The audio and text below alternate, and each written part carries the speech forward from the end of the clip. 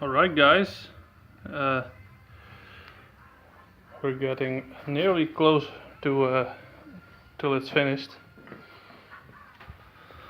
Just missing some nuts and bolts.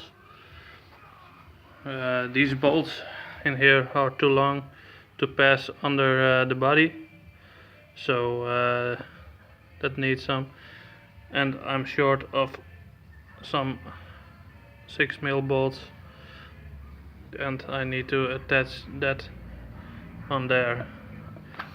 I attached a bearing to that so it has some extra support and it's not all forces are going to come on the gearbox. So well, I've shortened the axle,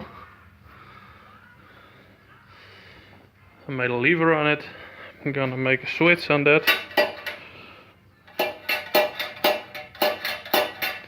There's going to be a switch on that, so we're very close to testing. When it's done, I want here I want to put some bicycle handles on here, so it's nice and finished. Well, I'm gonna turn it on for you. Just I'm going to set this up like this. So you can see there I welded it on the axle.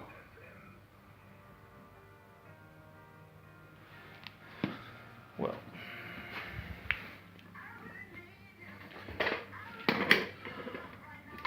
it's turning pretty close to the speed I've wanted. I wanted maybe a little bit faster, but it's going like this too.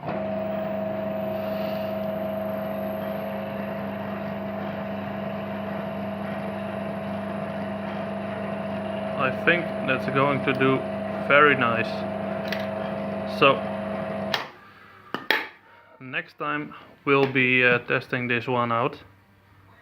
I'm looking forward to that, but I've run out of time today, so I'm going to have to do some other things.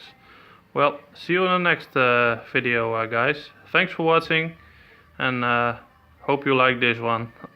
I think it's going to save a lot of work for me.